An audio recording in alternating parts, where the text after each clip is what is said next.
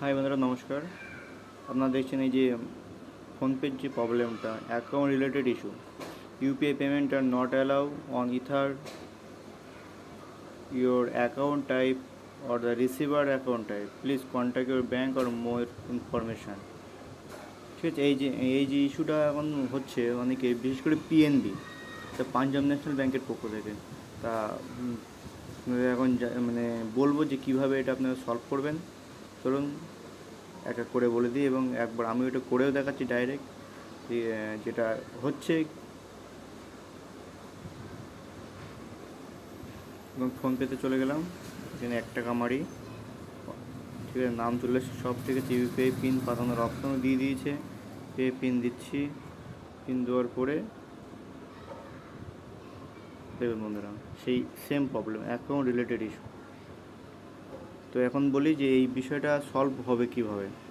প্রথমত যাদের পিএনবির মানে ছোটো অ্যাকাউন্ট, অর্থাৎ বাচ্চাবেলায় অ্যাকাউন্ট, ছোটোবেলায় অ্যাকাউন্ট করা বিভিন্ন শাখা থেকে, সিএসপি অর্থাৎ সেখান থেকে তাদের বইটা যদি এরকম প্রবলেম হয়, তারা তোমাদের কেওয়াইসি আপডেট করবে। আর দ্বিতীয়ত, তো তারা যারা প্রাপ্তবয়স্ক অর্থাৎ বড়োবেলায় অ্যাকাউন্ট বানানো, তারাও যদি এই প্রবলেমটা ফেস করে, তারা ব্যাংকে গিয়ে কথা বলবে।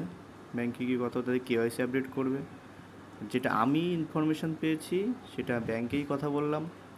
যেটা আমার সমস্যা হচ্ছে, যেটা বড়োবেলায় অ্যাকাউন্টই করা ছিল, 18 বছরের ঊর্ধ্বে, মেজর অ্যাকাউন্ট বলে সবাই, বললাম যে এরকম প্রবলেম হচ্ছে, অ্যাকাউন্ট রিলেটেড ইস্যু, যে রিসিভার ব্যাংক শুধু হচ্ছে যে আমি কোনো রকম টাকা পেড করতে পারছি না। তা ওখান থেকে আমাকে বললো, এবং সেটা আপনাদেরও জানানোর জন্য আমি জাস্ট ভিডিওটা বানালাম, শেয়ার করলাম যে বিষয়টা আপনারা কীভাবে এই বিষয়টা সলভ করবেন। তো যেটা বললো যে আপনার এটা শাখায় অ্যাকাউন্ট অর্থাৎ সিএসপিতে অ্যাকাউন্ট করা, ওই জন্য আমাদের এখান থেকে এই সার্ভিসটা আর পাবে না। শুধুমাত্র যারা ব্রাঞ্চের অ্যাকাউন্ট, তারা এই ইউপিআই সার্ভিসটা পাবে।